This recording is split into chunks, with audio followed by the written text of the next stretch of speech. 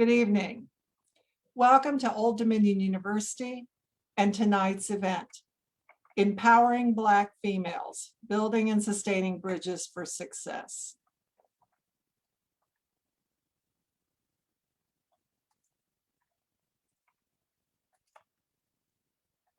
I am Dr. Mona Danner, Professor and Chair of the Department of Sociology and Criminal Justice, and I am thrilled to welcome you to tonight's event. Tonight is sponsored by the ODU chapter of the National Association of Blacks in Criminal Justice, the Institute for the Study of Race and Ethnicity, Department of Sociology and Criminal Justice, Office of Community Engagement, the College of Arts and Letters, the Office of Intercultural Relations, the Black Alumni Association, and the 400 Years of African American History Commission. Thank you all for your support. We also want to thank Dr. Melvina Sumner, who organized the event. Thank you all. It is my honor to introduce the 8th president of Old Dominion University, John R. Broderick. In the past 2 years, President Broderick received the President's Award from the National Association of Student Personnel Administrators and the Community Leaders Award from the Urban League of Hampton Roads. He was also named First Citizen of Hampton Roads by the Chamber of Commerce and as 2020 Distinguished 400 Award winner by the federally established 400 Years of African American History Commission. He was appointed to the Norfolk International Airport Board of Commissioners and has also led the Council of Presidents in Virginia and for Conference USA. At the request of our students, the Kate and John R. Broderick Dining Commons was named after the President and First Lady for their efforts at inclusion initiatives and their commitment to diversity and student success. During his presidency, the university has received over $1 billion in new resources, including the largest gift in its history, a $37 million donation to establish the Berry Art Museum. Most recently, Old Dominion received an additional $29 million from the state to increase the number of graduates as part of the Tech Talent Investment Program. Ladies and gentlemen, President Broderick.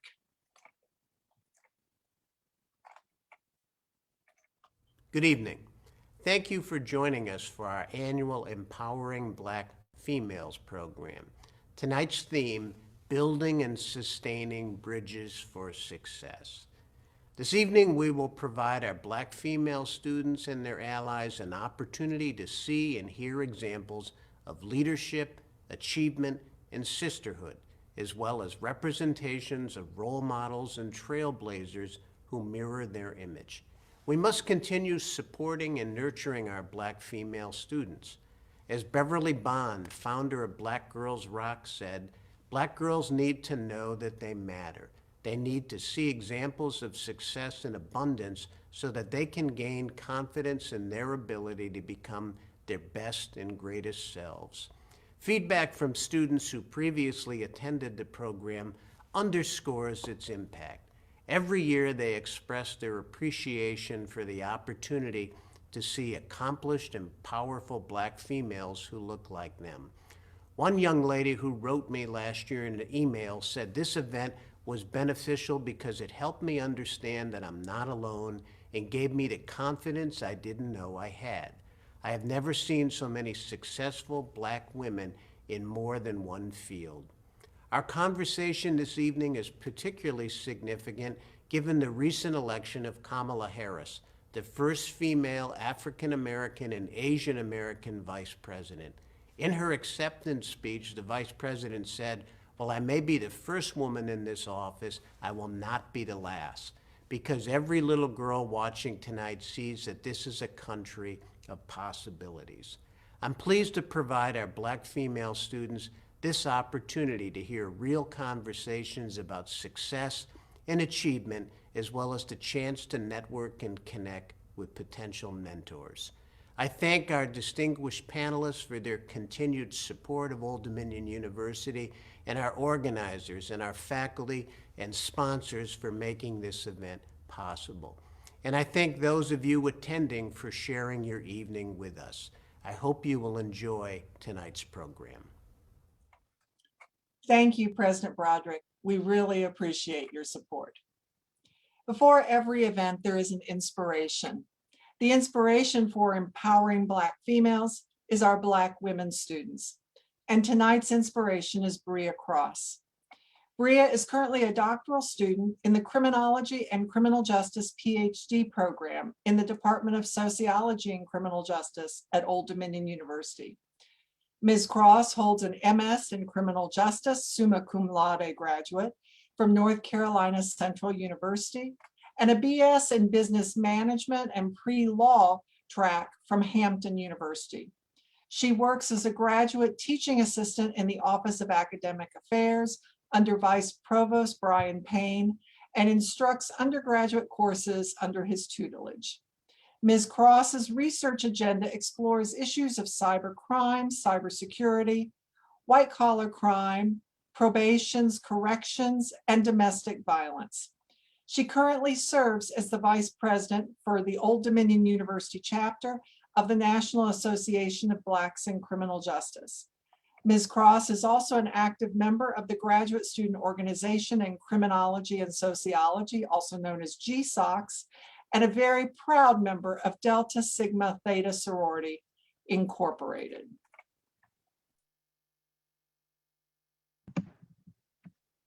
Thank you, Dr. Danner, for that wonderful introduction. Good evening, everyone. Again, my name is Bria Cross, a second-year PhD student for the Department of Sociology and Criminal Justice. And today I'm going to give some insight, just what are my thoughts, what are my feelings in regards to the needs and the challenges of Black females, Black students in college, higher education in general. So a little bit about my background was, I guess I'm going to start off about the transition process when I came into Old Dominion University.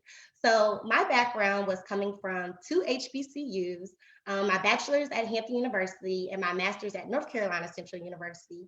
So overall, my transitioning coming to Old Dominion University was a bit of a challenge or slightly a culture shock from the normal, what I was used to in regards to my academic experience. So when I came to Old Dominion, I knew that I probably wasn't going to see my peers, my colleagues, professors, a lot of people that look like me, again, what I was used to coming from two HBCUs. But when I got here, I noticed that I kind of made it a subconscious duty for me to network with peers, colleagues, professors that look like me. Again, that was something that I was used to and something that I was comfortable with coming from Hampton University and North Carolina Central University. So when I got to Old Dominion, I made sure that I connected with professors, with colleagues, with peers that, you know, look like me. I was going what I was comfortable with. So I guess that leads me to my first key point in the needs and challenges for Black females in higher education. With me being on, well, let me step back.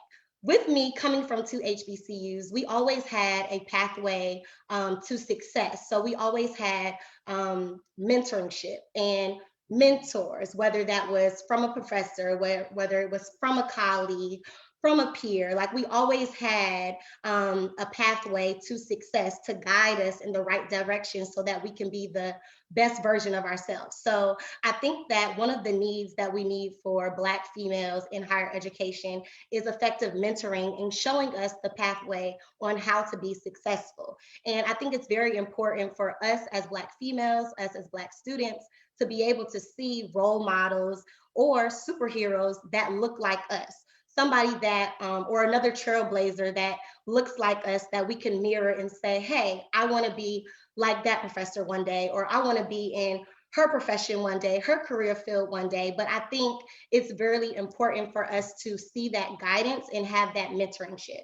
So then that leads me to my point number two. I also think the need for Black females and Black students in higher education is emphasizing the importance on building informal and formal relationships, because I feel like both of them are just as important. And again, the informal relationships, they're us as Black students, we need to realize that there's more to life than academia. So it's very important for us to be able to have that person, have that cheerleader, have that one colleague or professor or peer that we can have those informal relations or informal conversations with, just talking about life, personal things, mental health, your favorite hobbies. But also, it's very important to make sure that we're building formal relationships with our peers, colleagues, and other people in higher education. And I feel like the importance of the formal relationships, it will be able to set us in resource and networking opportunities for us to be successful or for us to fulfill our future career. And just like informal relationships can set you up for the greater good for your profession and your academics, I believe that those formal relationships can do so as well. And also, something that I came to terms with when I came to ODU was it's okay if your safe place or those informal or formal relationships are people that don't necessarily look like you.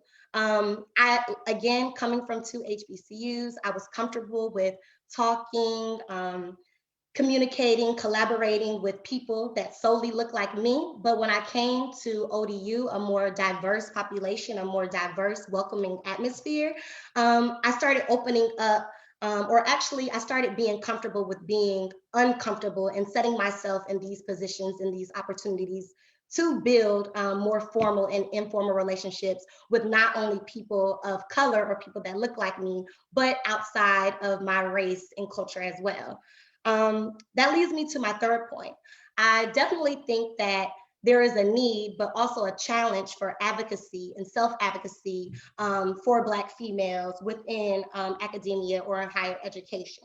And what I mean by that is we definitely, like, just like our other counterparts or other colleagues or other peers in higher education, I believe that Black students and Black females deserve the same opportunities just as everybody else. So having that advocate or having that person to say your name in rooms that you might not be present in, but knowing that they're putting your name out there to set you up for the greater good, for opportunities or resources or collaborations, grant projects, research projects. I just think that us as Black females deserve the same equal chance, just like our other counterparts. So again, having that cheerleader or having that advocate to put your name out there and really tie you in with different opportunities and resources.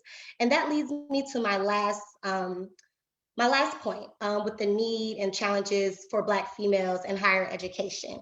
And I want to speak on this concept on diversity and inclusion. And I know it's very important for companies, agencies, universities, to have that diversity, but I think it's more than that. I think it's more than a diversity standpoint. So more than us just trying to meet the quota or meet the numbers to, sprinkle some color, age differences, different backgrounds. I think it's more than that. It's really about the inclusion part as well, and really including Black females, including Black students, granting us with the same opportunities that you do our other counterparts or our other peers and colleagues. And I feel like it's very important for you to value us as Black females, us as Black students, and know that we are capable of doing the same thing that our other counterparts are. We are on the same level as them. And really, it all comes down to including us and really emphasizing the inclusion part of diversity and inclusion, because I feel like us as Black females, us as Black students, we holistically bring a unique perspective to the table. And that is all that I have for this evening. Thank you. Thank you, Bria. Tonight is a conversation about power, authority, and confidence among Black women and girls, and Bria was an excellent example of that. Dr. Melvina Sumpner and I believe deeply in diversity at all times, and we both know that we all need allies, every one of us. And so tonight's conversation about building and sustaining bridges for success includes those who can be allies to Black females. including white women and women of color, of other racial and ethnic groups, white men and men of color, and people of all sexualities and abilities. Bridges must be built between all of us because it really does take a village to build a new world, and we really are stronger together. Everyone needs support and space, opportunities, and invitations. We must have each other's back because an injury to one is an injury to all.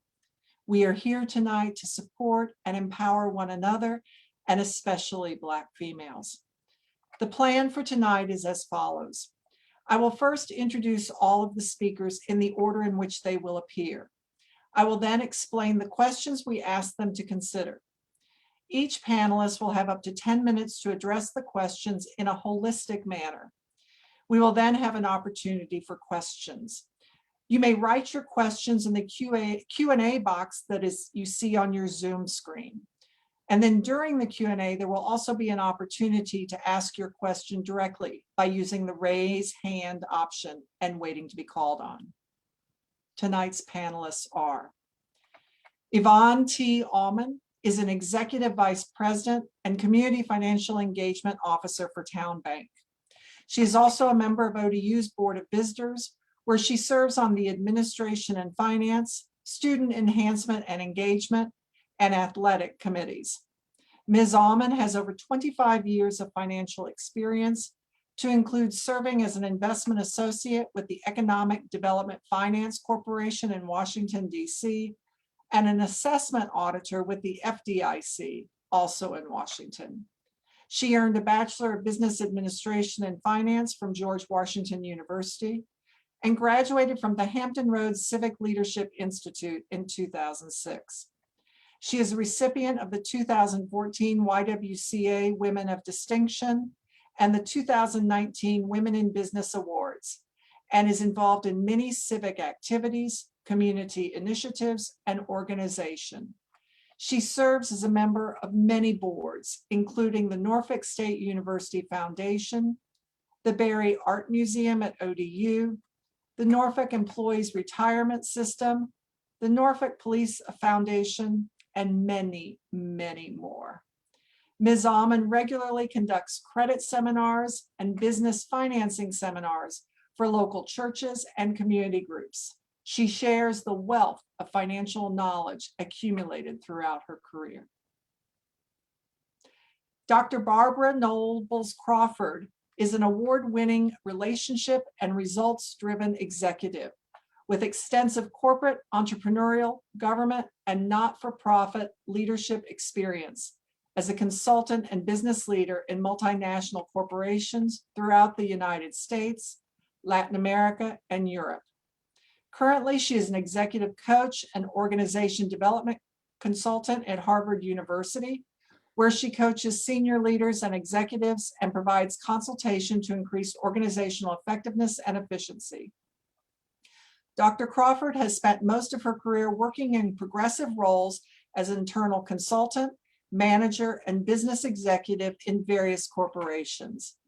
As CEO of Nobles Crawford and Partners, Dr. Crawford worked with international and domestic Fortune 500 corporations, state and federal governments, not-for-profits, and professional associations on multifaceted initiatives. Her clients include IBM, General Motors, Fidelity Investments, Gillette, the U.S. Office of Personnel Management, the U.S. Department of Justice, and many others. She also served in Massachusetts Governor Deval Patrick's administration, where she was responsible for leading and managing 6 agency HR departments. Dr. Crawford earned a PhD from Brandeis University and has degrees from the University of Virginia and the University of North Carolina.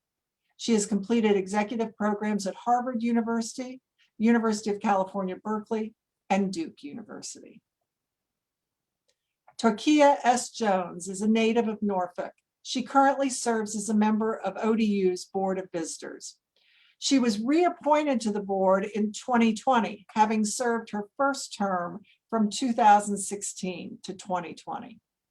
In her capacity on the board, Torquia serves as secretary a member of the Executive Committee, Chair of the Academic and Research Advancement Committee, Chair of the Marketing Subcommittee, and as a member of the Presidential Search Committee.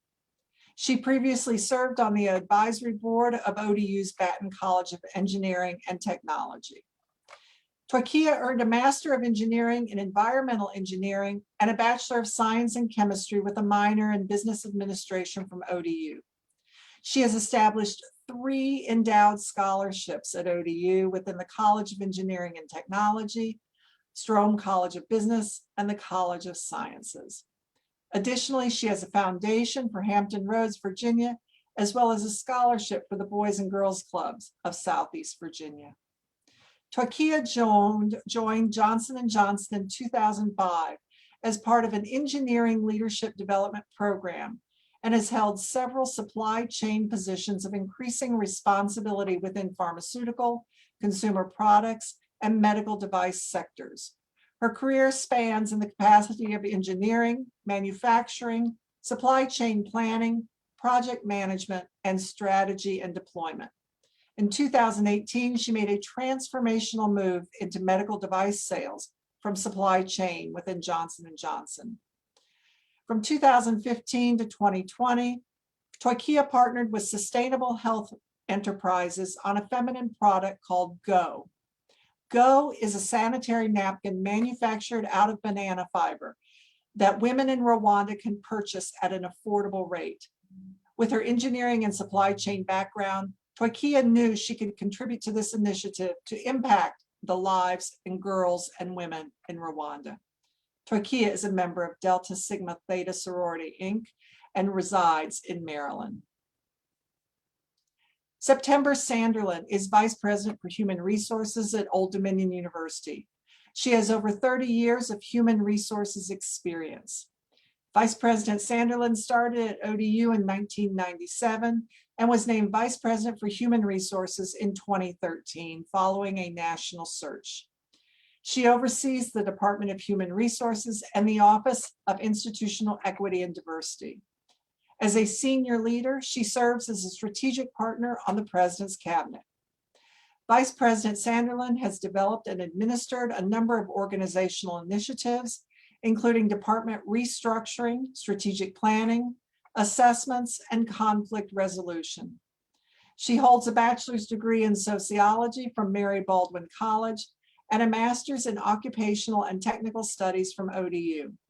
She is certified as a senior professional in human resources, a human resources project manager, and a senior certified professional. Dr. Ingrid Whitaker is a native of Trinidad and Tobago, West Indies.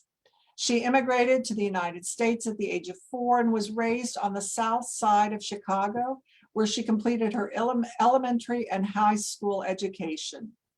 She continued her education at the University of Illinois at Chicago, where she earned a bachelor's degree in psychology and sociology.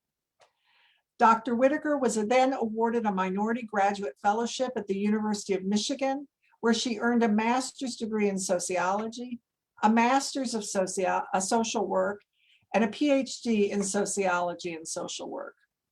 Dr. Whitaker currently serves as a tenured associate professor and graduate program director in the Department of Sociology and Criminal Justice at ODU. Dr. Whitaker was recently reelected to the Portsmouth School Board. She is married to Dr. Mark Whitaker, who serves as the assistant pastor at New Bethel Baptist Church in Portsmouth, Virginia, and as a council member on the Portsmouth City Council. Together, they have 4 children and reside in Portsmouth, Virginia. We asked our panelists to consider these questions. What is the significance of Kamala Harris being elected the first female vice president of the US? And what is a story of a person, event, or experience that empowered you? What do you want to share with Black females in the audience? And what do you recommend to those here to help empower Black females? Ms. Yvonne Allman.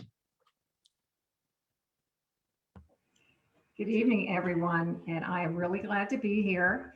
When Kamala said, I may be the first, but I'm not going to be the last, I could really identify with that. That's been my entire life story.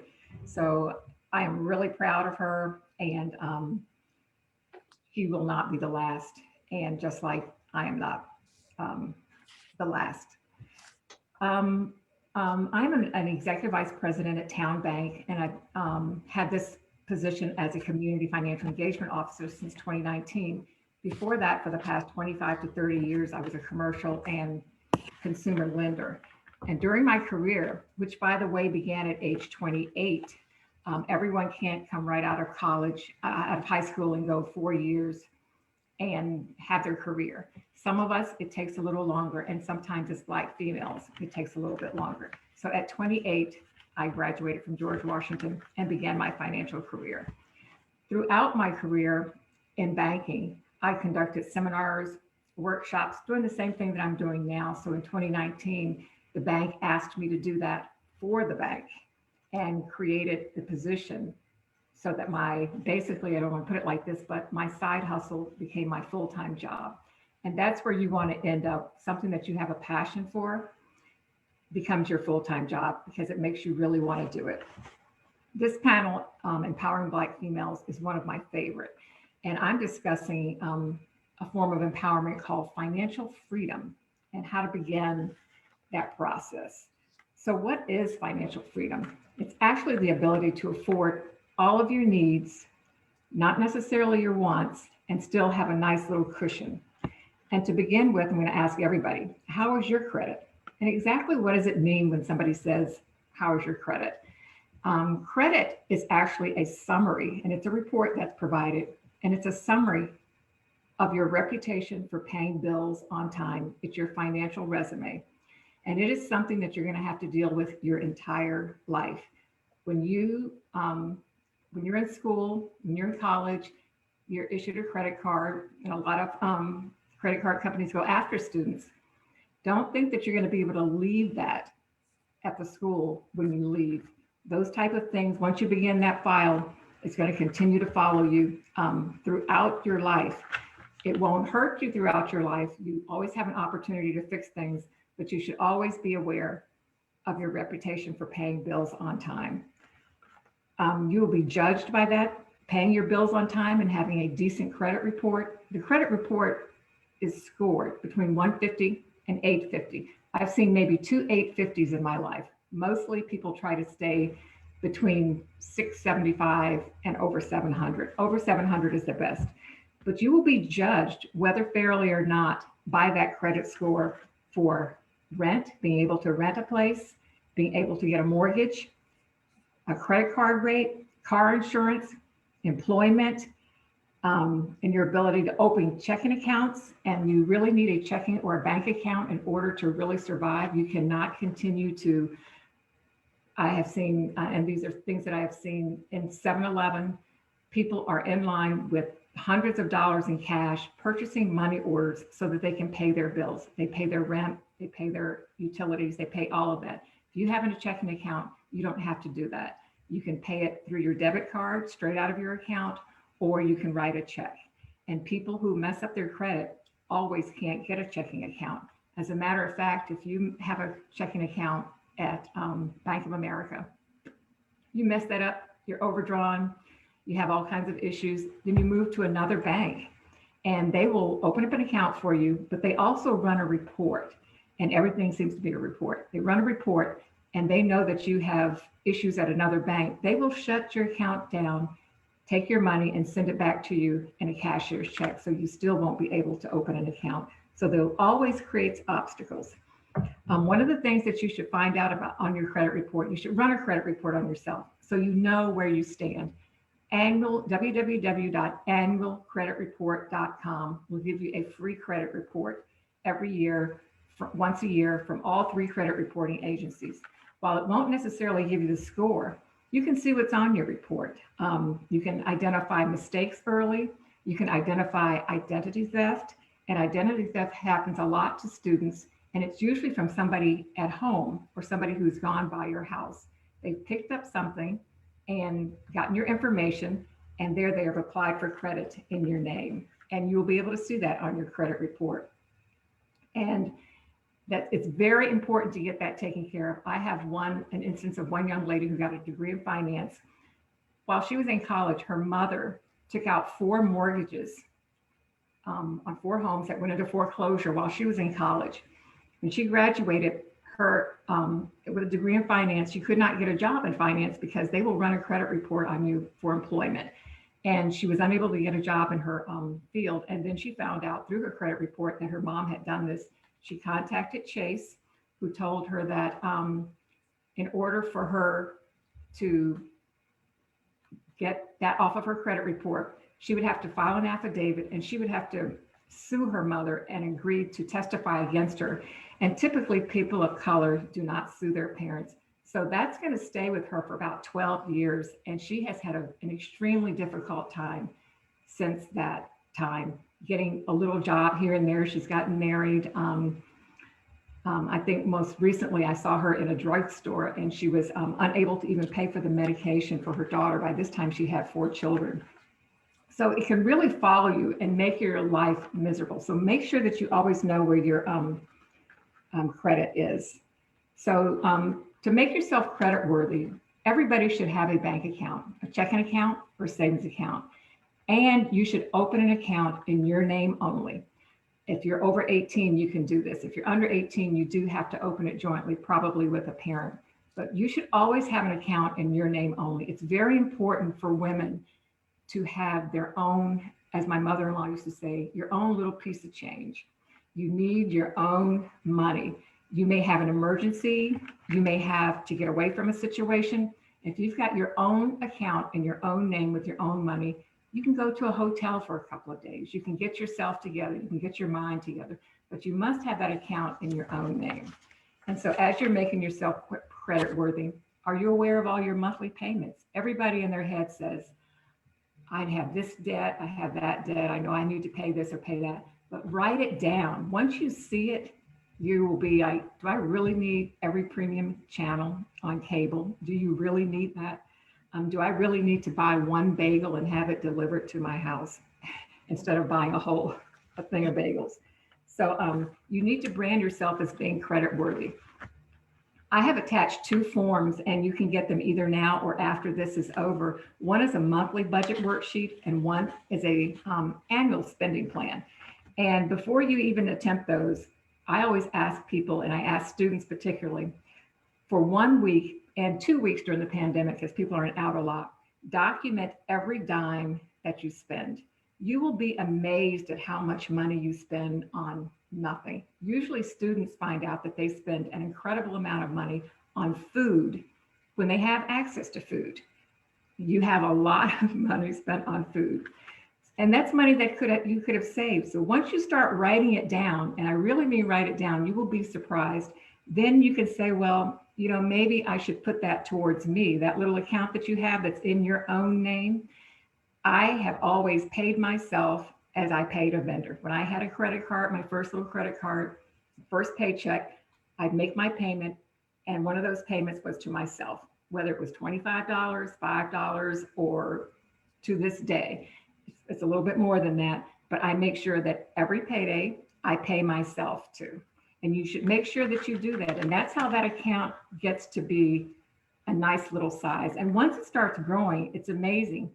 You'll suddenly want it to keep growing. And you'll suddenly get, I don't want to say cheap, but you might get cheap because you want to keep your money and do a little something for yourself. So back to the bank account. When you do have a bank account, you need to watch your balances every day. Those of us in the banking industry, we check our balance every day. You can check for fees, mistakes by the bank, and always know how much money you have. The fees sometimes can be by accident. If you overdraw your account, if you wrote a check for 25 and you only had 20 in there, they're going to hit you with an additional $35 charge. So now you're overdrawn even more. And every 7 days that account is overdrawn, they're going to kick in another $35. And it'll be like you can't get out of that hole. So you really have to watch your spending. Student loans, do your research. A lot of you have student loans, but there are a lot of scholarships and grants that are available at your school and outside of the school that you can get. sometimes, and at other schools that I have been associated with, the students said they can't get student loans and they didn't know why. You can't get student loans because your parents have bad credit. If you're depending on your parents to help you with student loans, they're not going to want you to know that they have bad credit. Your parents don't want you to know that. But if your parents have bad credit, you also will not get student loans. And when you do have student loans, once you start paying them back, whether you graduate or not, you're going to have to start paying them back. And whether you think that your degree was worth it or not, you're still going to have to start paying them back. Never default on a student loan, because that's one thing on your credit other than IRS liens that will just haunt you. You will not get things because of those. If you have medical collections on your credit report, you can still get a mortgage. But if you have delinquent student loans and you have tax problems, you will not be able to buy a home. And that will follow you all through your life. I know people now, I'm of that age, people who defaulted on their student loans in the 70s and the 80s are now getting that money deducted from their Social Security checks.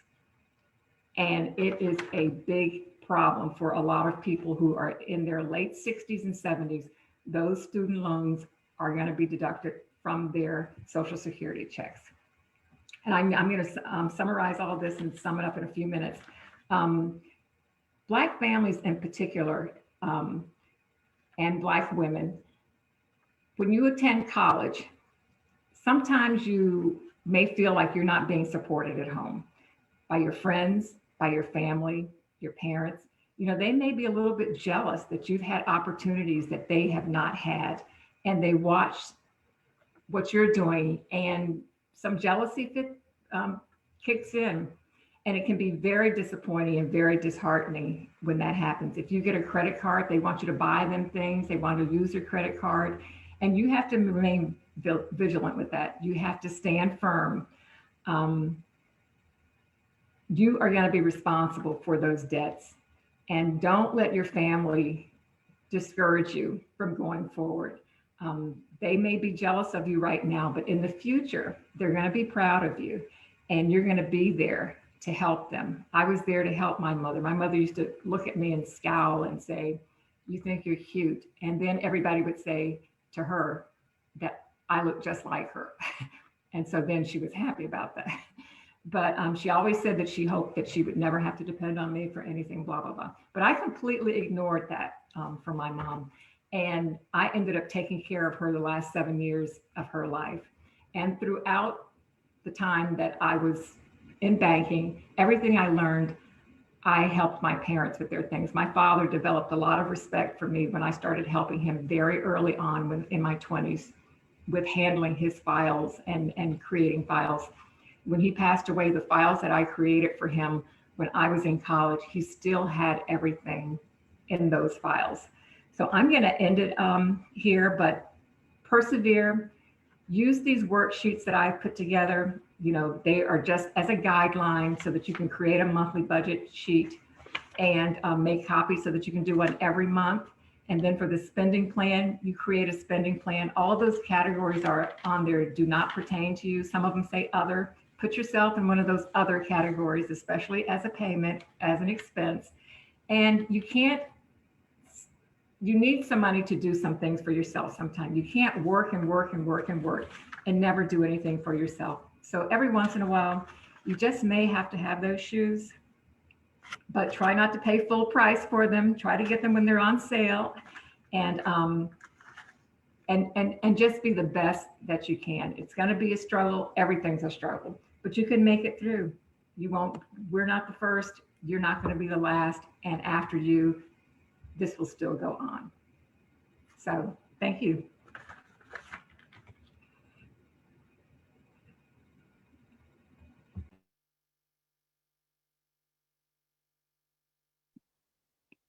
That is wonderful.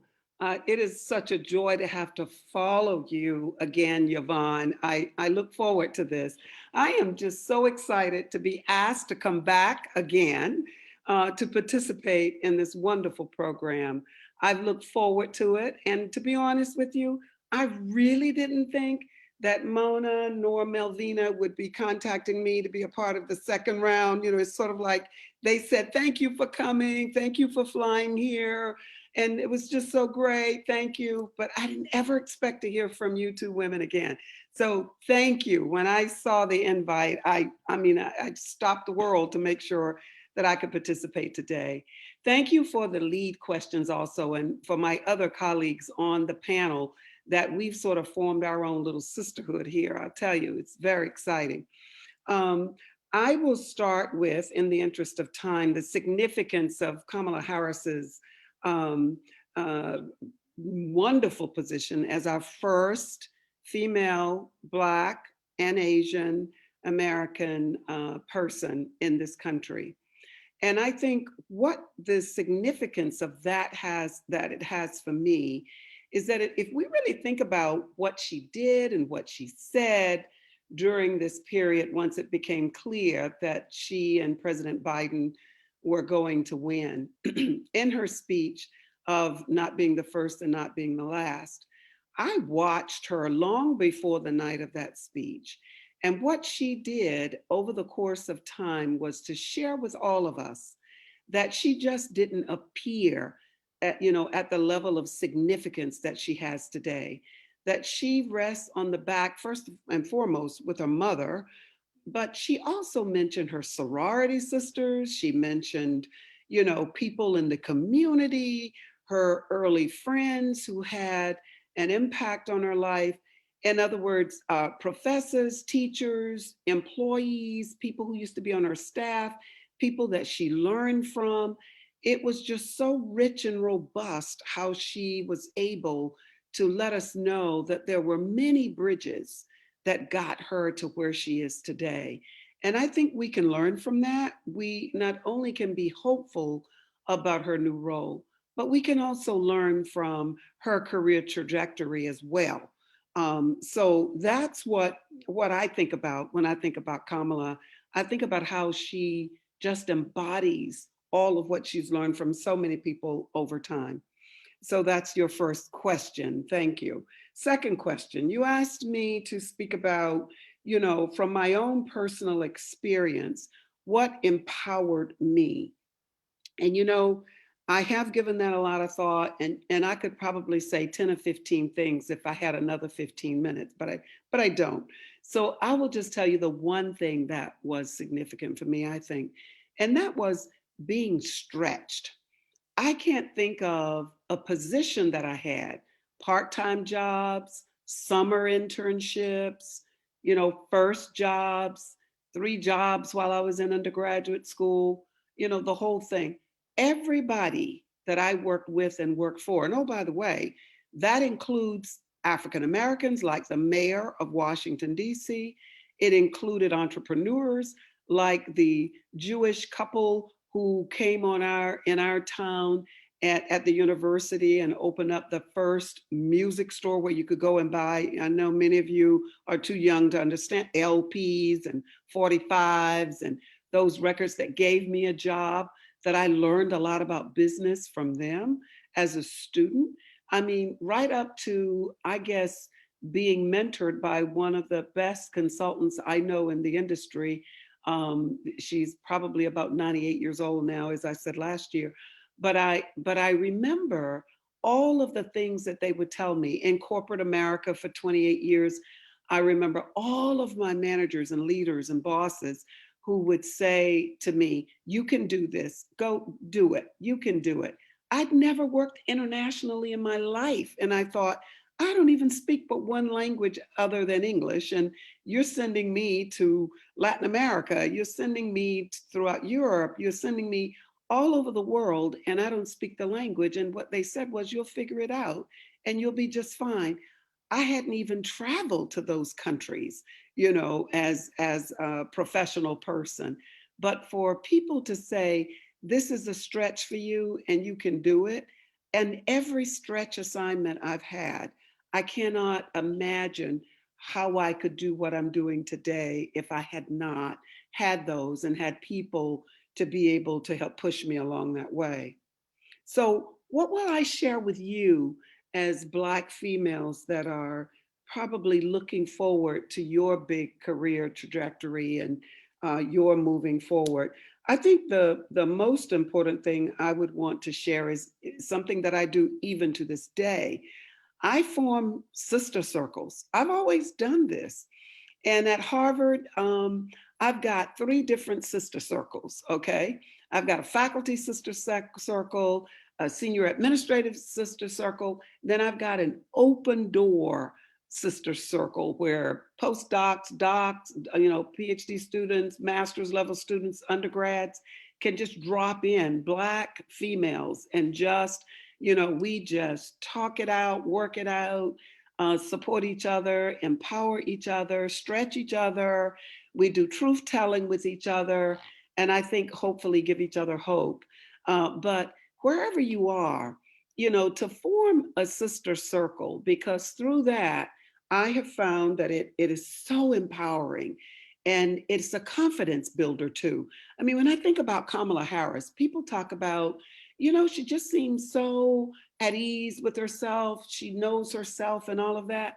I'd venture to say that on a very honest day, she would say to you, oh no. And believe me, she's confident, not arrogant. There's a big difference, right?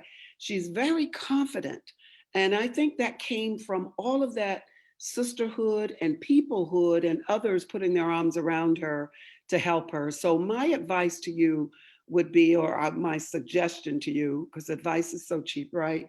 But my advice to you is that I find strength in trying to help somebody who might be struggling. I find strength in taking underrepresented or people who have not had privilege to be able to boost them up and sort of help them make their way, clear their paths, and just be there for them. My parents always told us this, by helping others, you help yourself. You won't realize that you're doing it until you're doing it.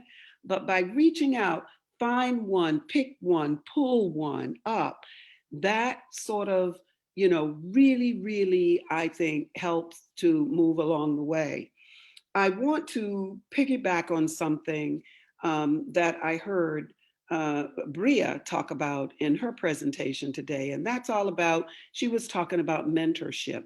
And last year, I mentioned this at the tail end of my panel part of the presentation, where I said to folk, some of you may remember if you were there, but others who may not have been there, it's like, as you think about empowering yourself going forward, I think about the bridge. You get to the neck of the bridge, which is the beginning of the bridge. Then you're full throttle on the bridge when you are midway before you get to the end of the bridge. And I use that to think about, how can I put that in the context of being able to have a conversation with other, what I call very promising and emerging Black professional women that are in the audience today. And that is, mentorship is so key. I mean, this is your person, as Bria so beautifully and substantively, expressed. Somebody that you can be yourself with, that you can ask the how come questions and not feel stupid, that you can really say, show me, tell me how you do that. Somebody who will literally take you under their wings and make sure that you not only are feeling good about yourself, your self-concept, your self-esteem, but help reinforce that you know what you know and that you've got this. That mentor serves many, many roles in that regard. However, when you get middle way of the bridge, now you're on the bridge, you're middle way, you might want to think about trying to bring, I call it, among your circle of people, we used to call them networks, some people still do, but among your friends, you want somebody who can shepherd you. And when I say shepherd you, this is the person who will say, you might apply for your first position someplace. And in the course of your interviews, you will connect with somebody. You always do. It may not be everybody, but one person usually stands out as somebody that you want to remain connected to. This can be your shepherd. A shepherd is somebody who will say, let's just say you'll get the job, so that day one, when you are on that job, you're not alone. That is somebody who will say to you, now you might want to think about this, or you might want to think about that. I think you should think about forming a relationship with X person or Y person. So they sort of pick up where your mentor doesn't go in that space, and they're able to say, you know, from a career perspective, I know you love what you do. You've been there 3 years and you're so comfortable. I want you to shake up your discomfort, and I want you to go someplace that's going to help you catapult your career. Why don't you go over and talk to X, Y, and Z? That's somebody who sort of shepherds you. It's almost, I mean, honestly, think of sheep and a shepherd. They kind of guide you, keep you on path, keep you there, keep you locked in. They'll even keep reminding you to stay connected with your mentor. You know, they do things like that. So now you're at the end of the bridge. I hope this is a footbridge. But so now you're at the end of the bridge. And what that means is you're well into your career now.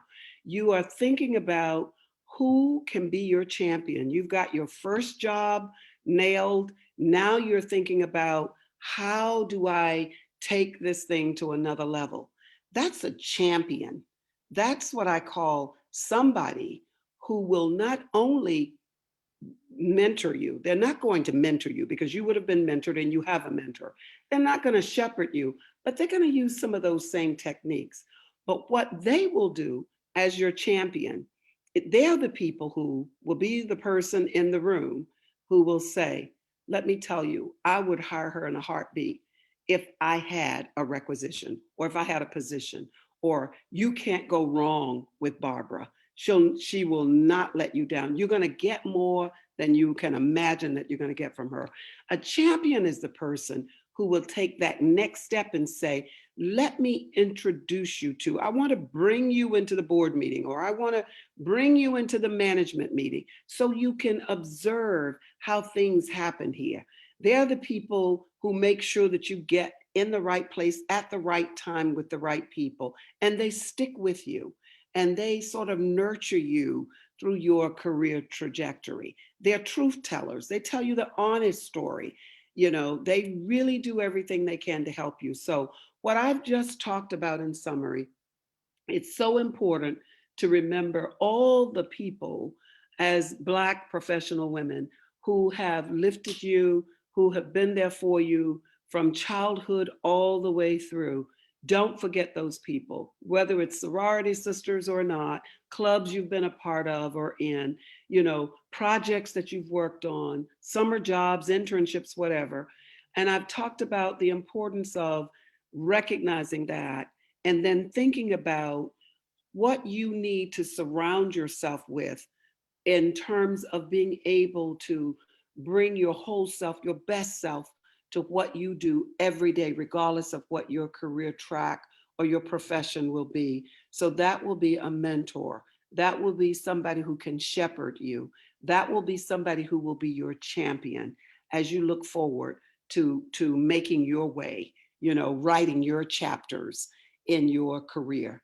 And talking and speaking with Black women, I will tell you, as many white males as I can name on all of my fingers have been responsible for me being where I am, have been mentors, coaches, shepherds, champions. White females, right? Of course, Black females and Black men in positions to be able to do that, and those who weren't, who supported me in other ways. But I'm saying this to say that you can be stretched by everybody and anybody. You can be mentored, you can be shepherded, you can be championed by anybody. Just go for it. Now, my summary is, I'm telling you what I practice myself, not looking for any job, because here I am at Harvard, wonderful opportunity. I love my work. I am recognized for it, you name it.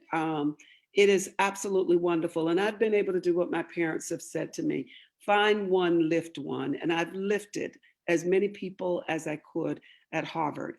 I will be leaving Harvard on the 1st of March, going back to North Carolina, which is my home state. I will be at the University of North Carolina. This is just so Mona and Melvina will know how to reach me next year. I've just accepted a full professorship at the University of North Carolina in Chapel Hill in the Keenan Flagler School of Business. I will be in the Department of Organization, Behavior, and Development, and I will be the Director of Executive Leadership and Executive Coaching in the business school there. So I say that because I've had so many champions all along the way. So thank you so much for this opportunity to speak again. And I hope and look forward to seeing all of you next year. Thank you.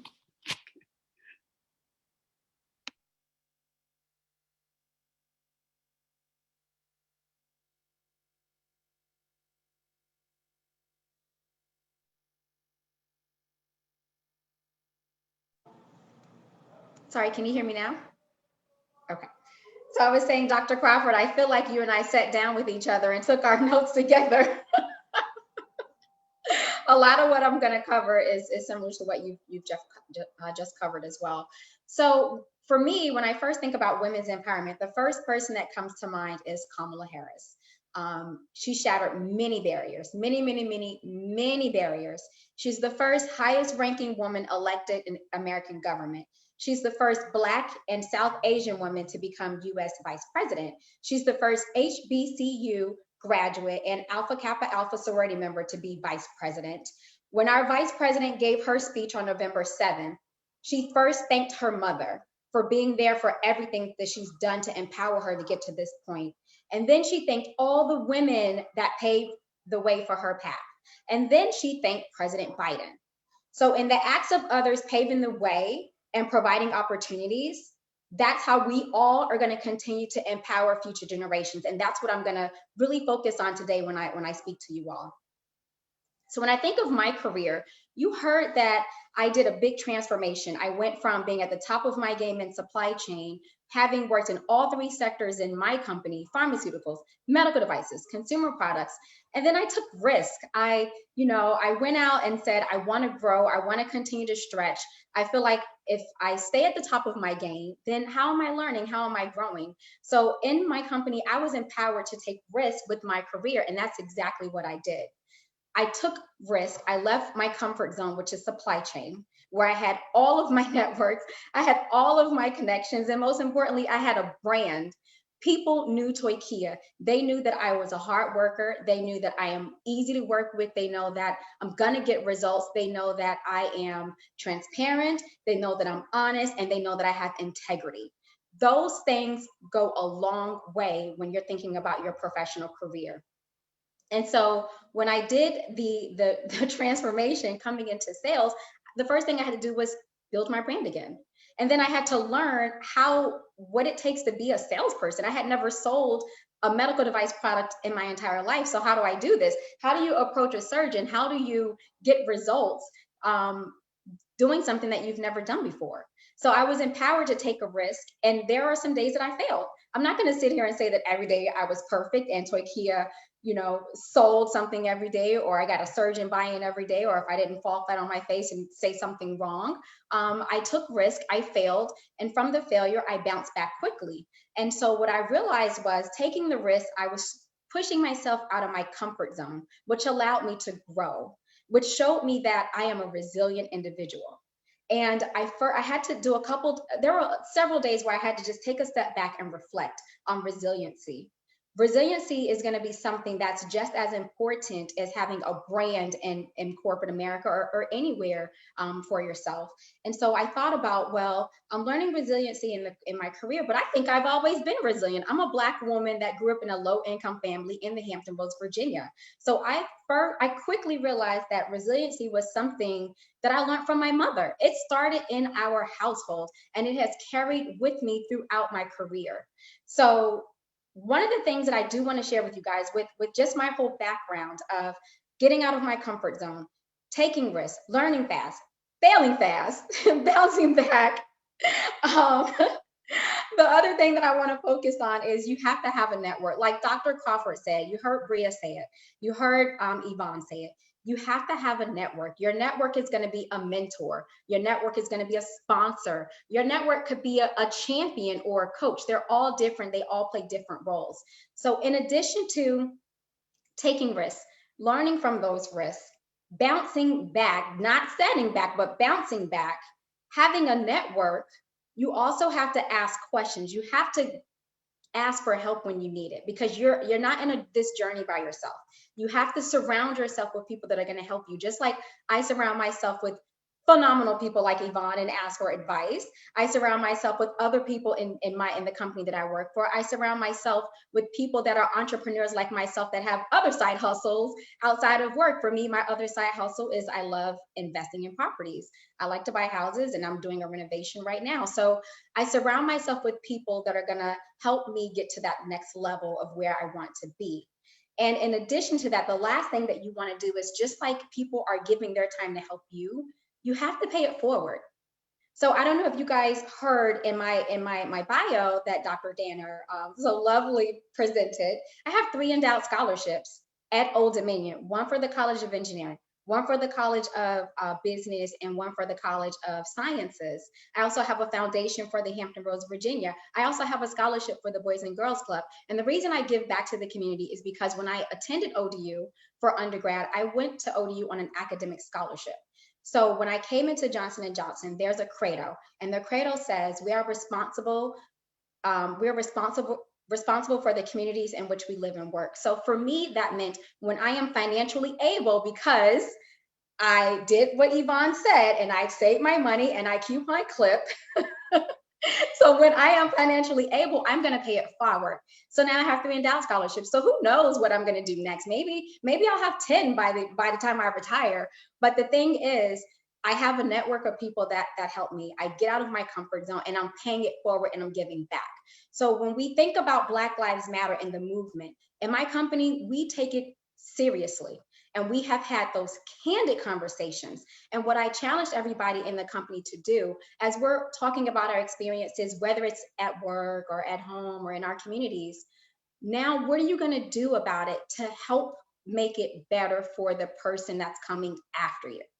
We can sit here and complain, and we can sit here and talk about what happened to us, but what are you doing to make it better? So I have aspired to every year, I'm going to bring some young or new person under my wing and expose them to my network and help them open doors, because it's all about paying it forward, making that way, paving that path for everything that we ourselves have been privy of and to and for. So with that, to sum it up, take risks, learn fast, fail fast, have a support system, ask for help, and then pay it forward. Thank you, guys.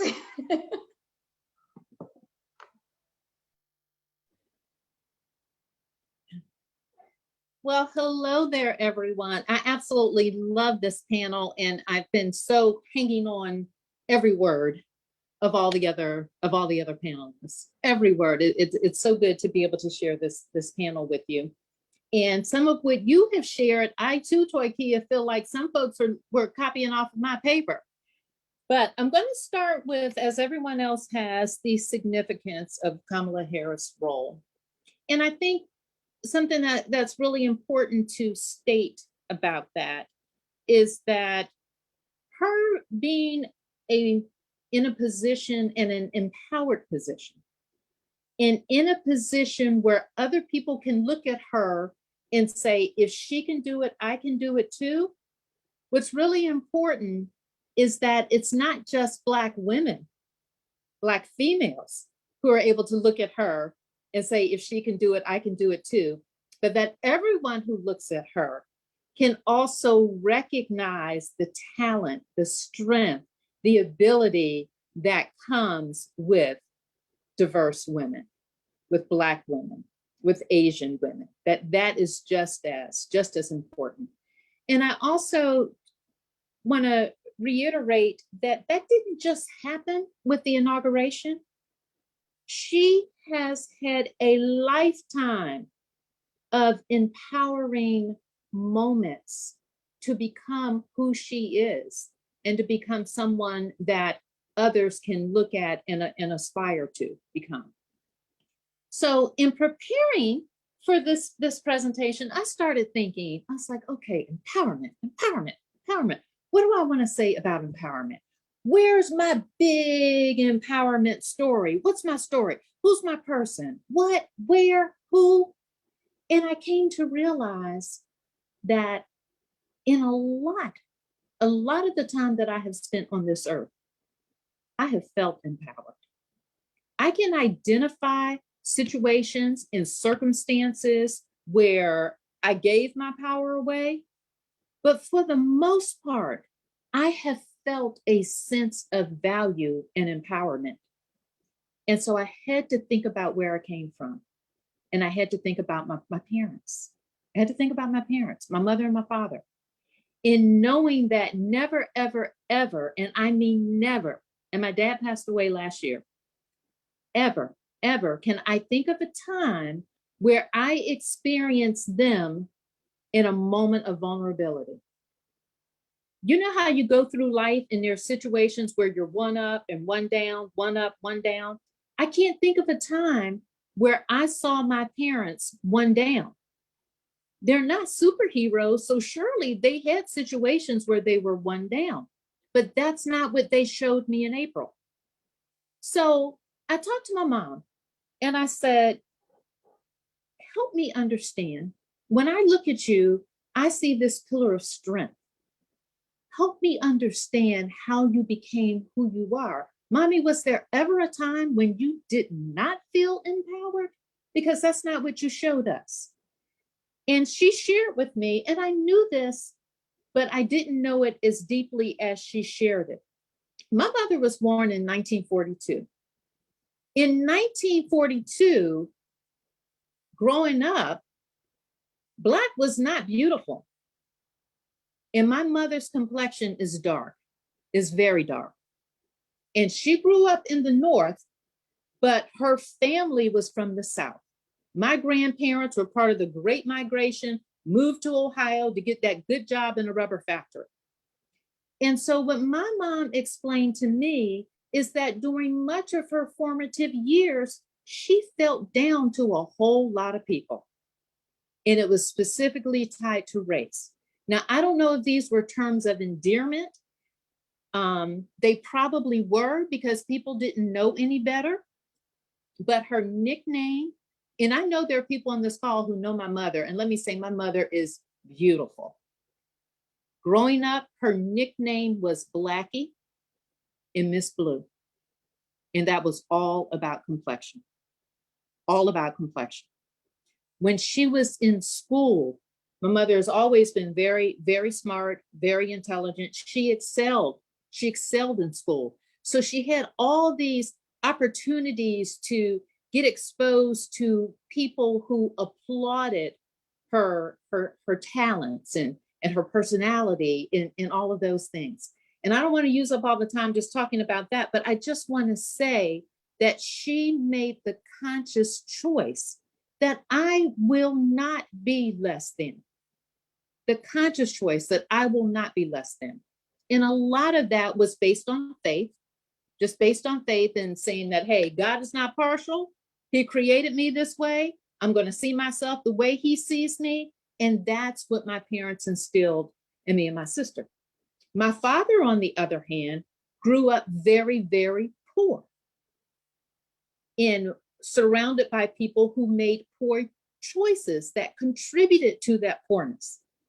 He took that and decided that he was going to be the direct opposite. And that through education and through his career in the military and just being the stand-up man who was going to be the provider for his family. So both of my parents made the conscious choice to be something different, to not accept what people around them were telling them they were supposed to be. And they passed that on to me and my sister. So I am saying that that sense of feeling like I deserve something, I'm worth something, I'm empowered to be someone, it started so early. thank my parents for us being able to stand on their shoulders of empowerment. Now, the other thing, as I looked into this, I was having a hard time separating empowerment from esteem. So empowerment and esteem. It's kind of hard to feel empowered if you don't feel good about yourself. And you have to feel good about yourself. And so I want to talk a little bit about empowerment. To me, empowerment and esteem are two sides of the same coin. Two sides of the same coin. So to feel good about yourself first, then it's easier to embrace that sense of empowerment. In understanding that empowerment isn't a blanket that covers your whole life. There are different dimensions of empowerment. Maybe you feel empowered at work, but you don't feel empowered at home. You know, maybe you feel empowered with your circle of friends, but you don't feel empowered with your relationship. So they're different pieces of it, but I believe that esteem has to be important. And in order to have that esteem, there's certain things that you just want to do to build esteem. And so one, like my parents, don't buy into other people's opinions of you. Don't give your power away by buying into someone else's opinion if that's a negative opinion. Now, if it's a positive opinion, you go, that's good. You want that encouragement, but don't believe someone else's story about you. Don't give that power away.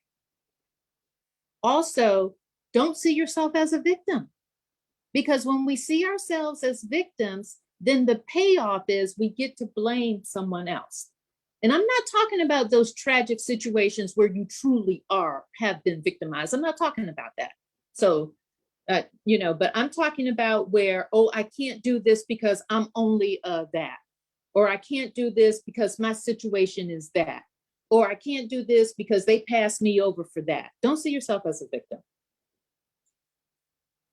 Understanding that there is work involved. All the speakers before me have talked about that there's work, there's action that is required. It requires work to be empowered, because sometimes you're going to feel stuck, but it takes work to push through it. Anyone who's heard me talk about stuff like this, I always talk about feeling the fear and doing it anyway. Well, that's true. Your comfort zone does not expand unless you feel the fear and do it anyway. It's very important to speak to yourself in very positive ways.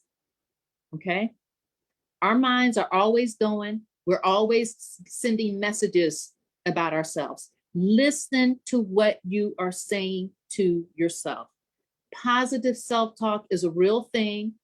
It really works. I learned a new trick recently. When you know how you get into that space and you feel like, oh man, September, why did you do that? You always do this. You always eat those cookies at night. You always that. Why do you always procrastinate? Instead of looking at that with judgment, instead of being judgmental to yourself, look at yourself with curiosity. It's interesting that I chose to do that. Now, why did I choose to do that? Not judgment, curiosity. Judgment just makes you feel bad. Curiosity you can work with. You can really start peeling back the layers and asking yourself, well, why did I get stuck in that cycle? And then you can find yourselves moving away from it. It's so important to be humble. When you're thinking about empowerment, in building your self-esteem, you cannot build your esteem by putting someone else down. You know how in life there are these one up, one down situations? Empowerment does not come from putting somebody else down. It calls for humility. It really does. It's a fine balance. There has to be some humility there in that willingness to empower someone else, that willingness to do it. Also, failure is not the worst thing that can happen. I love what Toykia said. Go ahead and fail fast, get yourself back up. Failure is not the worst thing that can happen to any of us. The worst thing is when we fail to try because we're afraid that we're going to fail. That's the tragedy. Not that we tried and that we failed. So my nuggets are just to leave you with, in addition to all that other good stuff, is that you don't know that you are not empowered until someone takes it away. Don't let them take it away. Don't give it away. And then the other is, if you really, really, really want to feel empowered, empower someone else. My time is up. Thank you. All right. Well, good evening to everyone. And the benefit of going last is that you can say that everything that I was going to say has been said. But I'm so glad to be here again. And I'll be brief. I'll start with our Vice President, Kamala Harris. And I approach this from a social justice perspective. And if we look at the vice presidency, our first vice president was John Adams in 1789. And it took 231 years for us to get a vice president who's not only female, but a person of color.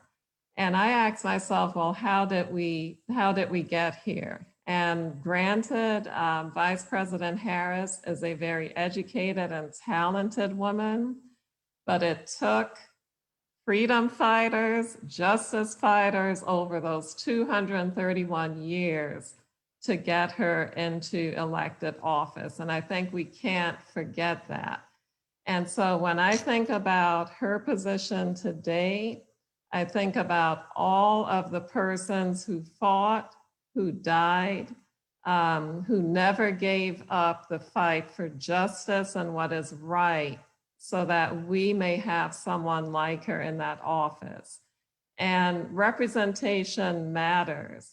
And seeing her in office and young people knowing that this is a possibility is something that is very important and something that we shouldn't take for granted. What was an experience that I had in which I felt empowered? I can say, looking over my life, that every time someone told me, you can do this, was an empowering experience. And so I will say to young people out there, surround yourself with people who tell you you can do it. Don't surround yourself with naysayers and people, who will pull you down. Surround yourself with people who will encourage you to go for the best. And something that I've learned is that if you don't know how to do something or you don't have the experience, you can learn. You can learn. And so don't ever pass up an opportunity because you believe that you don't have the talent or the experience to engage in that opportunity. You can learn. And I'd like to leave you all with this. Empowerment also involves your health. We have to take care of our physical health and our mental health, because if we do not, then we can't do all of the things that we just talked about. And one of the things that this pandemic has really exposed is what happens when health is just left to chance. So I know many of you who are listening today may be younger than I am, but please take care of yourself. If something doesn't feel right, make those appointments. Make yourself a priority, because you have to be healthy, both physically and mentally, to do the work and continue the work that needs to be done. And so I will just leave you with that. Thank you. Thank you all to all of our panelists so very much. Let me say that we will continue until 7:15. I know at least one of our panelists will have to leave at 7 or a few minutes before. So we appreciate everyone for being here tonight. Let me also remind you that there's a Q&A box on your Zoom screen. So you are welcome to write your questions in that Q&A box. You may also ask your question directly by using the raise hand option that you see on your Zoom screen. I want to begin with one question that was posted to us. As an African-American female, I find it problematic at times that when we as a people have an issue, we sometimes give kudos to allies outside of our race who join our plight. But this can be very problematic at times, especially if their agenda overshadows our own. My question is, how can we be okay with telling those others that we need our voice to be heard, so that I'm going to ask you to take a back seat?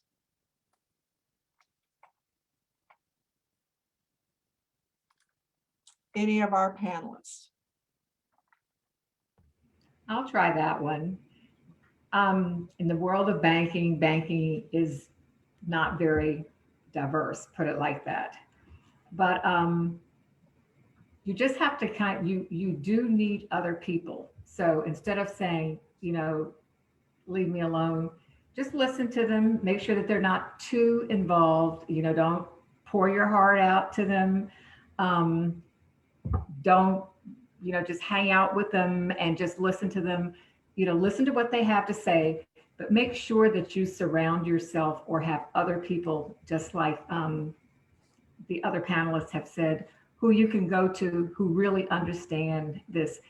A lot of people that you grew up with, and maybe some in your family, are not ones who really understand that, but find that group of people who can identify with what you're identifying with.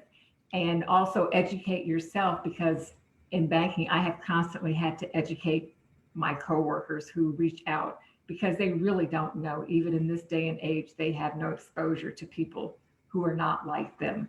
And so unfortunately, we're gonna have to deal with it, but make sure that you have other people that you can talk to about it. When the Black Lives Matter started, I had people from the north end of the beach, everywhere, Yvonne, where can I buy black? Where can I do this? I'm like, okay, I'll get back with you. But they just don't know, but they're trying. So you can't dismiss them, I think, fully if they're not trying, but use that as an opportunity to educate them too. Can I piggyback on what Yvonne shared? And I agree with her. One of my colleagues is probably listening, is probably going to smile to herself and know that I've been listening. But I think when it comes to issues related to social justice, and especially what we've seen in the last couple of years, there's a lot of passion around it. And there are many well-intended people of all races who want to be a part of a positive trajectory as it relates to this. And various ones are at different entry points when it comes to this work. And we want to respect where they are as it relates to that entry point. And I'm a firm believer that at the kernel of any conflict, because the question that you asked was beautifully stated, but and not but. And there appears to be some level of resistance to who these others are that are making a space. So at the kernel of any conflict is a conversation that needs to be had. Mm. And so it's finding a safe place. And I encourage, with maybe someone else helping to facilitate that conversation, like the format that we've used at the university for a number of years now, are the community conversations, which is a wonderful form that comes out of the Office of excuse me, Institutional Equity and Diversity. So I would suggest something like that, being able to have a conversation about those various entry points and what it looks like. And at any point that anyone is feeling pushed, when you feel push, that's in here, to challenge yourself first, to really understand what about this is pushing me? What about this? And if you're honest with yourself, then you can have a more meaningful contribution to that dialogue.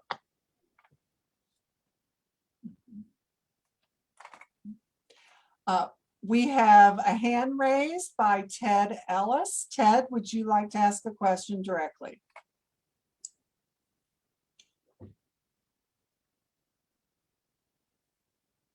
Ted, you are muted.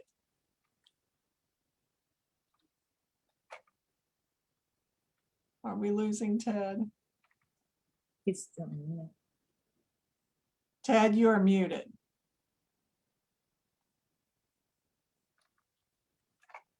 Okay, maybe we will get Ted back here in just a moment.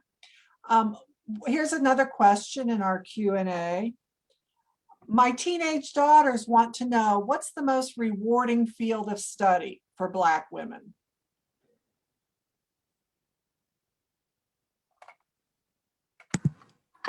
I would have to say any field that you have a passion for. You have to enjoy what you're studying and what you do, so you make it your own. And rewards come in many different ways. It's not always monetary. It could be what you enjoy and what you can grow. So I think it's very unique to the person.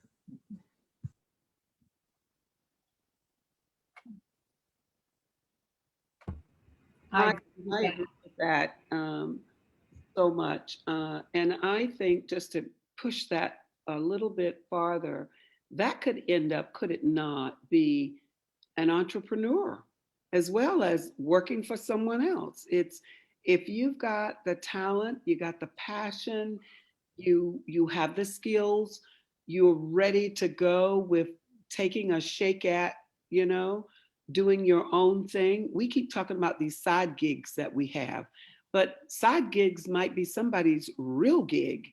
And I wouldn't want people to think that the only way to get there in terms of what would make them happy would be necessarily to work for someone else. That there is always that entrepreneurial opportunity out there, even if you're just trying your wings sometimes. It goes with exactly what you were saying, Dr. Whitaker. As I said in my presentation, I did these panels and workshops on the side my entire career, and now that is my full-time job. That was always my passion, and Right. so it makes it very, very easy, and I'm loving what I'm doing. Mm-hmm. Here's another question. What are the best ways to adapt, adjust, and recharge after failing? I can take some of that, and then I'll ask for the other panelists to help. I'll start with the recharging after failing.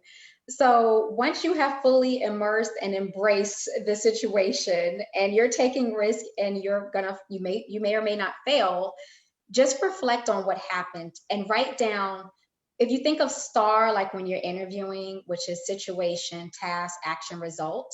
So what was the situation? What did you do? What steps did you take to get to that point, and what was the result? Then reflect on, if it presented itself to me again, what would I do differently?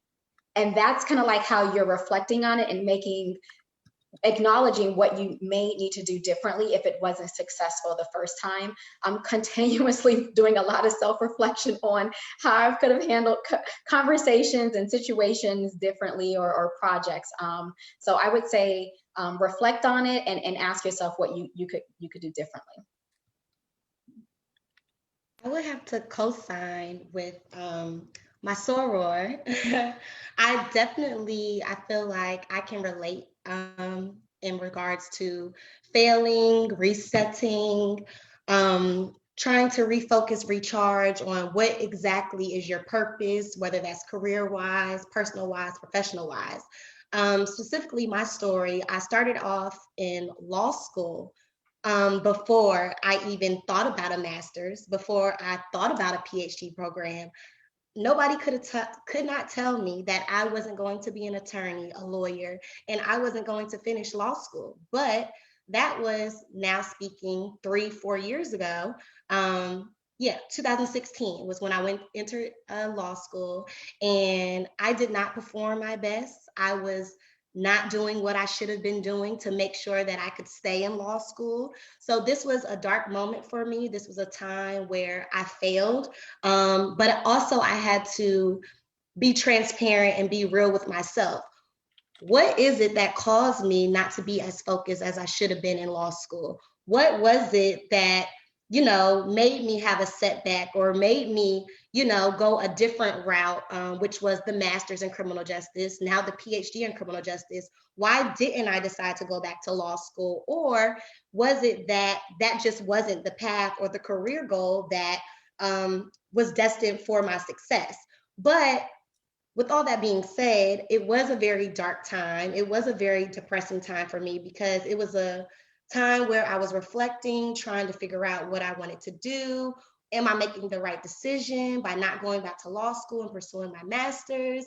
But again, it's about that reflection, reassessing, what is it that I can do differently, but never give up. And never think that your time is wasted. Also, never think that your plan B or your plan A can't turn out to be a plan B, a plan C, a plan D, but it can also be your plan A or the plan that you were initially supposed to start off from the jump. But in order for you to get where you are now, you had to go through those obstacles and those trial and errors to figure out what your purpose is. So again, I feel like I am a walking testimony.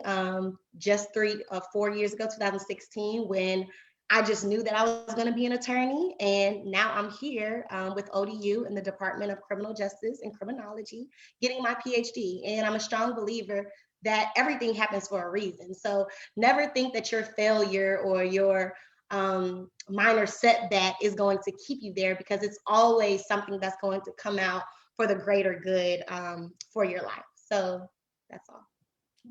It truly is a journey. I echo what Bria and Toikia said. It truly is a journey that requires some reflection and some curiosity about what happened. What happened?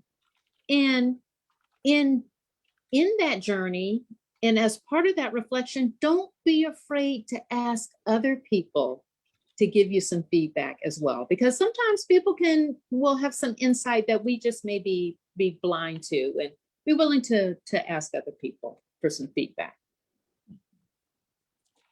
Go ahead. I was just going to say, don't be afraid to just take a break. When I was an undergrad, I took a semester off because I was just burned out.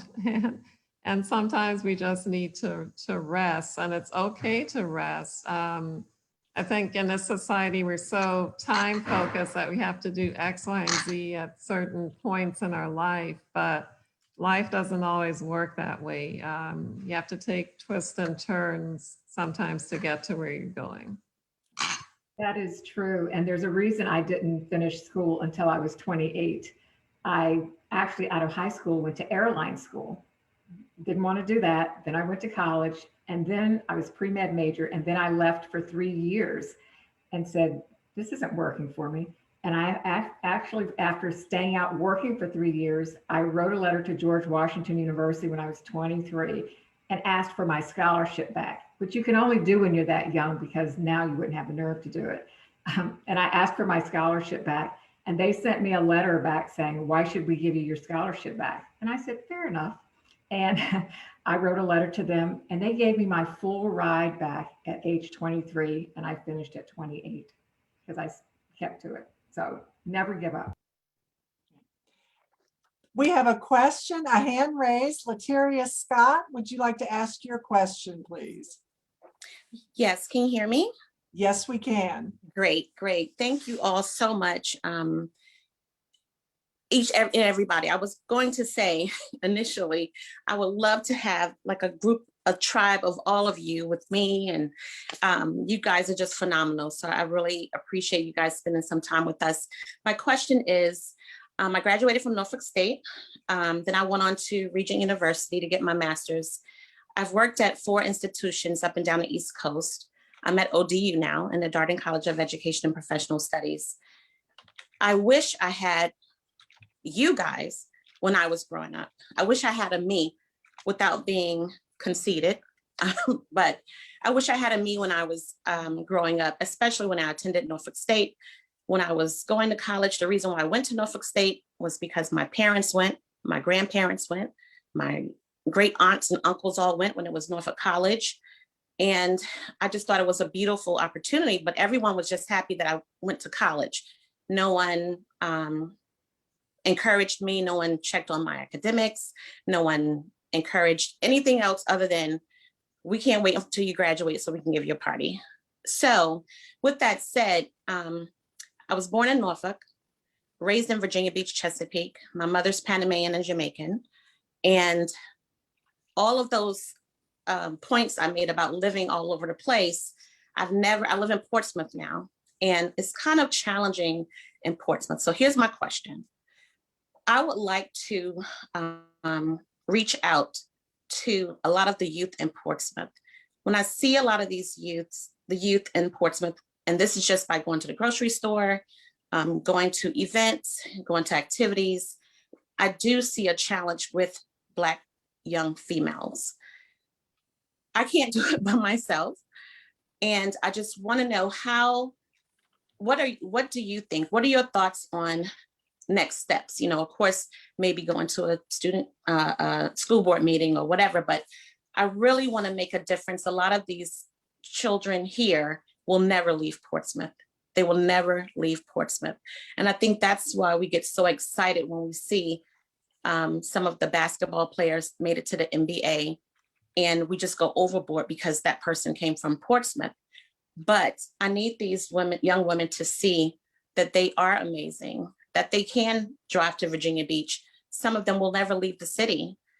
So I just need to know if there's anything I can do and how do I move forward, you know, being just me. And I know you reach one, you reach a lot. I want to reach out to reach more than one.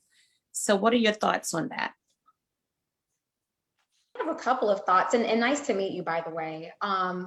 The first thing I would say is you're really going to have to focus on specifically like which group you want to target. Are you trying to target elementary? Do you want students that's, you know, in high school, preparing them for college? So once you know where you want to focus, then you can go and start doing acts of service. So for example, if you, let's say you go with children that are in elementary school, you can go to the Boys and Girls Club as an example and do tutoring on the weekends or during the weekday after school. Like you can do more acts of service that way as a start. So once you focus on like where you think you really want to go and have an impact, then go out there and do some acts of service. And then from there, another thing that you could also consider is maybe you can start like a foundation, a nonprofit, and you can invite people like us to come and speak to events that you may throw. So if you are focusing on Portsmouth and you have a nonprofit, you can schedule an event. It could be a luncheon, it could be anything where we come and we spend time with the students or other people like us. That would be like my suggestion as a start. I would suggest also, because there's a lot of liability when you start to do something with children and anyone under 18, in Portsmouth and in Hampton Roads. Actually, this is a national organization. It's called Communities in Schools. And Hope Sinclair is the executive director, and she's located in Portsmouth. But what they do is they have an organization that is heavily financed, and they recognize the needs within schools that are outside of academics, where you need to come in early. And usually for girls, they have all these programs for boys, but by the time they reach the young ladies, it may be too late. They may have gotten, you know, into trouble, you know, with somebody older or whatever. But Communities in Schools recognizes that and goes into the school system, and they have programs already in place, and they do take volunteers. So maybe you could check out that organization too, and some other organizations like that.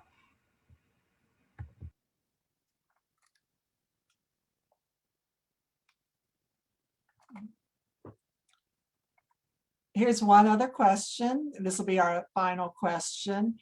Black women are at the forefront of every movement, but always seem to be overshadowed or unheard when it comes to their specific issues. What can we do to help uplift Black women and make sure their voices are properly heard?